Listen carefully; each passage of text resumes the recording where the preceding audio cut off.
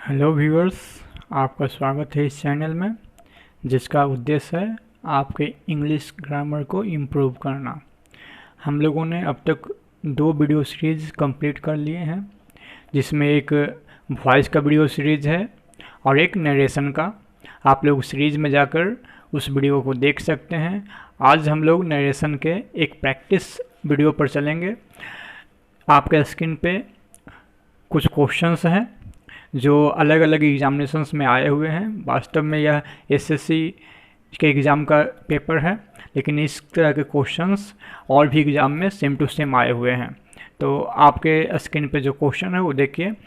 जो पहला क्वेश्चन है, जो इसमें 21 है क्वेश्चन बैंक में, वो है Kiran asked me did you see the cricket match on television last night. तो देखिए, did you see yes no question का है। यस नो क्वेश्चन में इन्वर्टेड कॉमा को इफ़ में बदलते हैं। 4 ऑप्शन है इफ़ या वेदर में। 4 ऑप्शन देखिए, इसमें वेदर है, इसमें वेदर है, इसमें वेदर नहीं है, इसमें वेदर है। तो पहले तो ये कंप्लीट हट गया, कंप्लीट सी नंबर। इसमें इफ़ या वेदर का यूज नहीं हुआ है, इसमें है, इसमें है और इसमें है। तो किरण आस्क्ड मी वेदर। अब हम जानते हैं कि डिड को हमने बदला था हैड प्लस V3 में। हैड प्लस V3 में जो हमने चेंज ऑफ टेंस में सीखा था, वैसे व्यूअर्स जिन्होंने चेंज ऑफ टेंस नहीं देखा है वो ऊपर आई लिंक में जाकर इसको देख सकते हैं। तो डिड को हैड प्लस V3 में देखिए, ये तीनों में किस में है, सी तो हट चुका है। आई सा V2 है, नहीं होगा। हैड प्लस V3 किस में है, तो हैड सीन इसमें है, और इसमें हैड सीन इसमें भी है। देखिए, अब बी और डी 2 ऑप्शन बचा है मेरे पास। तो देखते हैं, आई हैड सीन, तो यू सेकेंड पर्सन मी के अनुसार हुआ आई। हैड प्लस V3 में हुआ had seen the cricket match on television. ठीक है, लास्ट नाइट। लास्ट नाइट को बदलते हैं द अर्लियर नाइट में या लास्ट नाइट में। तो लास्ट को बदलते हैं प्रीवियस में या अर्लियर में। प्रीवियस में या अर्लियर में बदलते हैं। तो उस अनुसार से, हालांकि लास्ट को प्रीवियस में बदलने का नियम है, अर्लियर में तो होता है लास्ट मतलब बीता हुआ, अर्लियर मतलब होता है उसके पूर्व का, इसलिए अर्लियर ठीक नहीं है। लास्ट को प्रीवियस में बदलते, तो प्रीवियस का इसमें ऑप्शन ए भी नहीं है, ए भी नहीं है। तो इसके अनुसार सटीक अर्लियर ना होकर लास्ट ही रहेगा, तो ऑप्शन होगा डी। इसमें ध्यान देना है, कुछ हिंट से, कुछ नियमों से ये आसानी से पकड़ाता है। जैसे हमने डिड देखा हैड प्लस V3 में, 2 ऑप्शन अपने आप हटा दिया गया, फिर 2 ऑप्शन बचे, उसमें कहीं चेंजिंग आएगा तो उसके अनुसार बन जाता है। क्वेश्चन नंबर 2 जो इसमें 22 है, उस पर हम लोग ध्यान देते हैं। David said to Anna Mona will leave for her native place tomorrow. यह जो है असर्टिव सेंटेंस है, इसे इन्वर्टेड कॉमा डैट में बदलाएगा। चारों ऑप्शन जो है इसमें देखिए डैट है, इसमें भी डैट, इसमें भी डैट, इसमें भी डैट, इसमें भी डैट। तो इसमें कोई प्रॉब्लम में आगे देखिए, डेविड टोल्ड अना। अब है मोना विल को बदलते हैं उड, बिल को बदलते हैं उड में, और उसके बाद मॉडल जो है V1 का V1, मॉडल प्लस V1 रहता है। तो अब देखते हैं किस किस में यह उड में चेंज हुआ है। तो ये बिल है, तो ये ऑप्शन ख़त्म हो गया। लेफ्ट V2 है, ये ऑप्शन भी हटाते हैं हम लोग।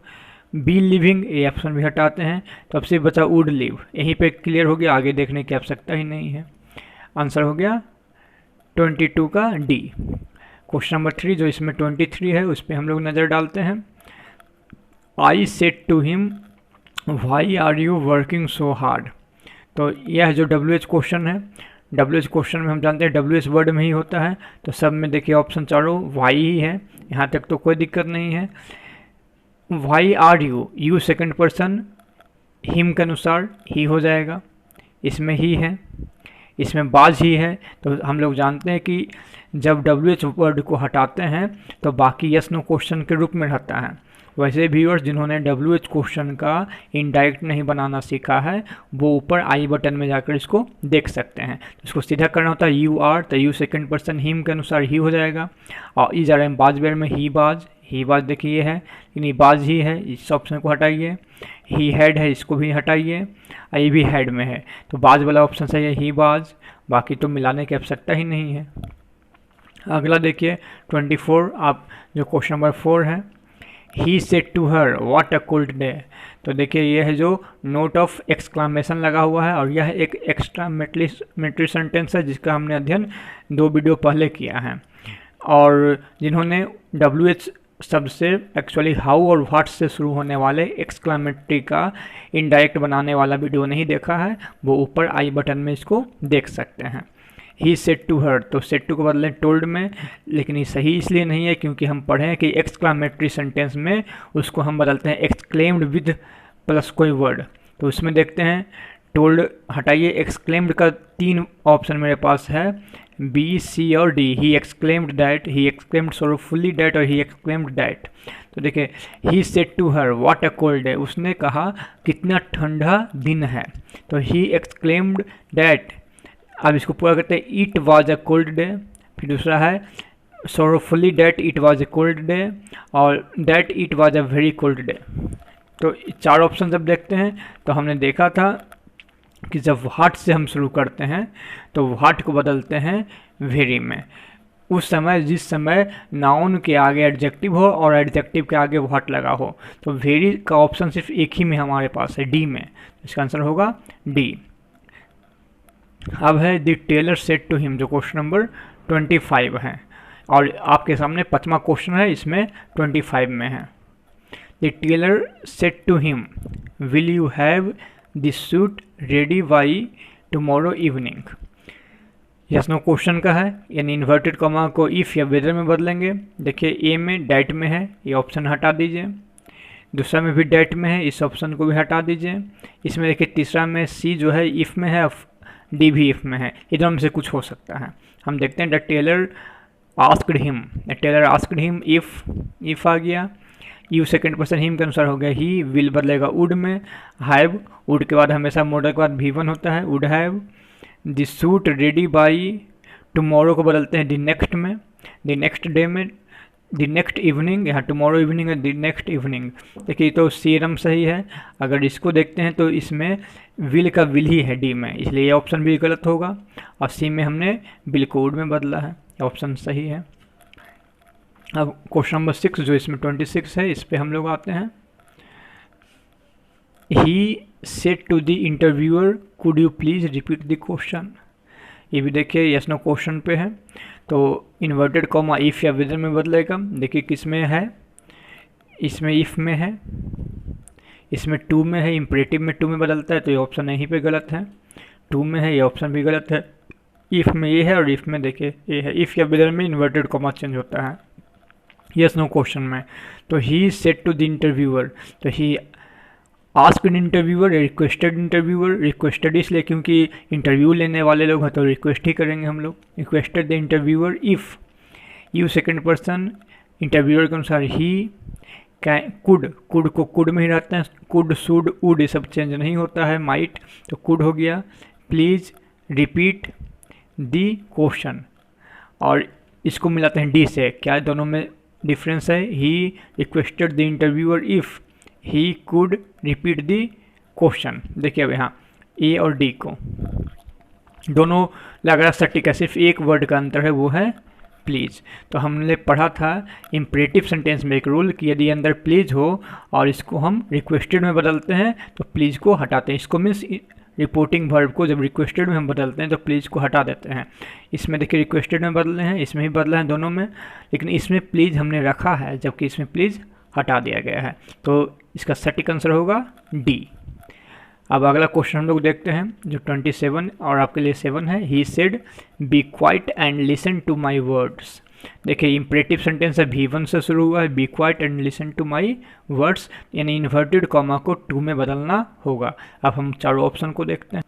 देखिए मैंने क्वेश्चन को यहाँ लिख भी दिया, he said comma inverted comma be quiet and listen to my words. Be है जो V1 से है, इम्परेटिव है, यानी इन्वर्टेड कॉमा को टू में बदलेंगे। तो देखिए ए में इसका ऑप्शन में 2 आया है, लेकिन बी के ऑप्शन में 2 नहीं है, सी के ऑप्शन में भी 2 नहीं है और डी के ऑप्शन में भी 2 नहीं है। तो हमें आगे देखने की आवश्यकता ही नहीं है। इम्परेटिव सेंटेंस में हमने सीखा ही है इन्वर्टेड कॉमा को 2 में बदलते हैं, इसलिए सही आंसर ए होगा। और वैसे व्यूअर्स जिन्होंने इम्परेटिव सेंटेंस का इनडायरेक्ट बनाने का वीडियो नहीं देखा है वो ऊपर आई बटन में जाकर उसे देख सकते हैं। अब 28 जो आपके लिए क्वेश्चन नंबर 8 होगा, उसमें हम लोग आते हैं। He said to me, I have often told you not to play with fire। ये जो सेंटेंस है असर्टिव सेंटेंस है, यानी इन्वर्टेड कॉमा को डैट में बदलना होगा। He सेड टू को बदल सकते हैं टोल्ड में, ही टोल्ड मी, यहाँ सेड डैट है, मी छुपा दिया गया है। अगर आवश्यकता ना हो तो छुपाया भी जा सकता है, लेकिन हमको नहीं लगता कि ऐसा कोई ऑप्शन होगा। ये ज़्यादा अच्छा है कि हम बी, सी और डी को देखें जिससे मी का यूज हुआ है। He told me that, he reminded me that और he said to me that. इसमें मी का यूज हुआ, इन्वर्टेड कॉमा को डेट में यहाँ भी चेंज हुआ, इस यहाँ भी और यहाँ भी। अब देखते हैं आई हैव ऑफन, तो हैव बदलता है हैड में, आई फर्स्ट पर्सन सब्जेक्ट ही के अनुसार, तो ही had often, he had often. देखिए ही ऑफन है, यहाँ पे हटा देते हैं, इसको भी हटाते हैं जो फर्स्ट है जिसमें मी का यूज नहीं हुआ है। हैड ऑफन, इसमें भी ही ऑफन है, हैड का यूज नहीं हुआ है, यहाँ गलत है। अब इसको पूरा देखते हैं सही है नहीं है। He had often told you second person me के अनुसार, तो me, he had often told me, बाकी देखने की आवश्यकता ही नहीं है क्योंकि इतना ही में ये सटीक है। अब देखते हैं 29 जो आपके लिए क्वेश्चन नंबर 9 है। The captain said to his man stand at ease. देखिए V1 से शुरू हुआ है, यानी इम्परेटिव सेंटेंस है, अर्थात इन्वर्टेड कॉमा को टू में चेंज करना होगा। अब हम देखते हैं चार ऑप्शन को, यहाँ भी टू है, यहाँ भी टू है, यहाँ डैट है तो इस ऑप्शन को हटा देते हैं और यहाँ भी टू है। कैप्टन ने अपने लोगों से कहा आराम से खड़े हो जाओ। The captain urged his man to stand at ease, पहला वही हुआ। The captain wanted his man to stand at ease. तीसरा ऑप्शन जो यहाँ चौथा है, चूँकि हमने सी को हटा दिया, the captain commanded his man to stand at ease. Captain जो है जब अपने लोगों को कहता है तो कमांड करते हैं, जिसको बोलते हैं विश्राम। स्टैंड एट ईज मिस हुआ विश्राम, तो यहाँ ज़्यादा अच्छा ऑप्शन है कमांडेड, कमांडेड किया his man to stand at ease, तो इसका ऑप्शन डी ज़्यादा अच्छा है और वही होगा भी। अब हम लोग अगला क्वेश्चन देखते हैं, क्वेश्चन नंबर इसमें 30 है लेकिन आपके लिए 10वां क्वेश्चन है। Pavan said to me if I hear any news I shall phone you. यहाँ देखिए क्वेश्चन जो है फुल स्टॉप से और असर्टिव सेंटेंस है, इंट्रोगेटिव नहीं है, यानी कि इफ़ देख के इंट्रोगेटिव समझिए। इंट्रोगेटिव या तो WH से होगा या तो ऑक्सिलरी वर्ब से होगा या नॉमिनल फिनाइट कर सकते हैं उससे होगा। तो इसमें इसको इन्वर्टेड कॉमा को डैट में बदलना होगा। चारों ऑप्शन में देखिए हम लोग देखते हैं, ए में भी डैट है, बी में भी डैट है, सी में इफ़ है, तो यहाँ इसको हटा दीजिए।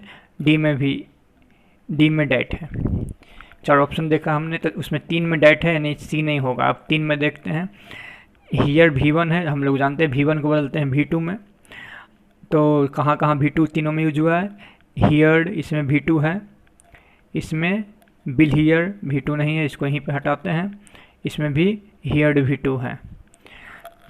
फिर आगे हम लोग मिलाते हैं, आई फर्स्ट पर्सन पवन के अनुसार ही, और इसमें भी ही है, तो ये दोनों यहाँ तक सही है। एनी न्यूज़ सही है। अब देखिए यहाँ है ही बिल, आई सेल है, आई फर्स्ट पर्सन पवन के अनुसार हो गया ही, और सेल को बदलते हैं शुड में, लेकिन यहाँ ही के अनुसार होना चाहिए बिल, तब बिल का होगा वुड। जब हम लोग जानते हैं बिल को हम लोग वुड में बदलते हैं, तो वुड का ऑप्शन सिर्फ यहाँ है।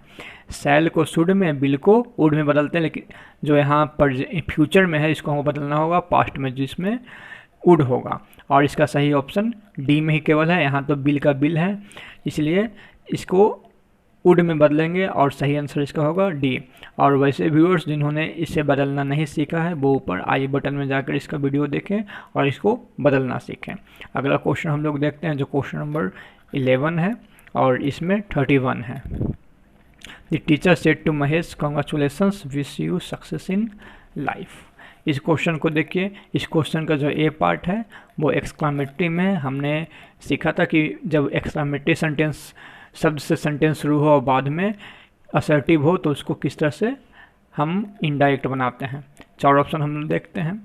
The teacher congratulated Mahesh and said wish you success in life. दूसरा the teacher wished congratulations and success in life to Mahesh. तीसरा देखते हैं the teacher said congratulations to Mahesh and wished him success in life. और चौथा the teacher Mahesh and wished him success in life congratulated. यहाँ हम देखते हैं कि the teacher said to Mahesh congratulation, यानी कॉन्ग्रेचुलेशन विश किया गया है, तो द टीचर कॉन्ग्रेचुलेटेड महेश, ये हो सकता है एक ऑप्शन। दूसरा wished congratulations and success in life to Mahesh, ये बिल्कुल गलत लग रहा है। The teacher said congratulations to Mahesh and wished him success in life, ये हो सकता है। The teacher Mahesh and wished him, ये तो सेंटेंस ही गलत है, तो इसको हटा दिए। अब 2 पर विचार करते हैं। The teacher congratulated Mahesh and said wish you success in life. देखिए यहाँ विश यू जो है, यू सेकंड पर्सन, महेश के अनुसार हिम होना चाहिए था, जो यहाँ बदला हुआ नहीं है, इसलिए इस ऑप्शन को भी हम लोग स्किप करते हैं और इस ऑप्शन में आते हैं teacher said congratulations to Mahesh and wished him, you second person, Mahesh के अनुसार हिम हुआ, सक्सेस इन लाइफ।